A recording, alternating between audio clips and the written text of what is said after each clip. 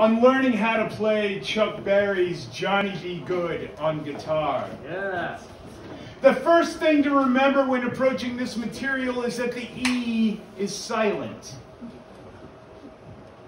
The next most important thing to remember is that the song is recorded in the key of B flat because Chuck got tired of his piano player bitching about how guitar players always wanted to play in E or G or D or A because it's easier to figure out on the fretboard, but it's hell on piano, trying to remember whether to play the black keys or the white ones. The third most important thing to remember when playing all those slippery little slides and bends and hammer-ons and double stops is that this is the way he played it that day. Fourth, but equally as important as anything, one must remember to rest the index finger on the B and E strings on the 6th fret while the thumb rests above the bass E.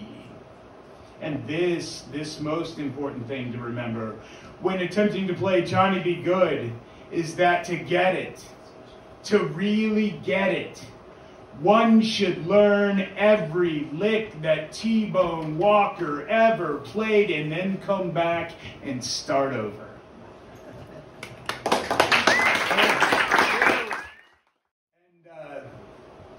our host mentioned Django Reinhardt earlier this evening. This is called Letter to My Poet Friends in Quarantine.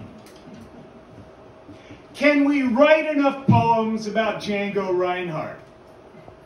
It's a question I keep asking myself, knowing if you were here, brothers and sisters, you would have treatise at the ready and in triplicate. So when I hear those thin, scratchy recordings, when the violin player takes the solo and the world is waiting for a sunset, and Django, way in the back, is strumming faster than a hummingbird wing, and man, he can just make that thing swing. And then in I Saw Stars, how he's just chopping those strings in that mystic rhythm, and man, can't he just take you with him. Then, when he steps out front in Nuage, each note drips out so sweet that maybe we think this sadness will be forever. But let him slip into a little buggy groove, like an artillery lord. Oh, let him speak it true, how sometimes the ammo's heavy, baby.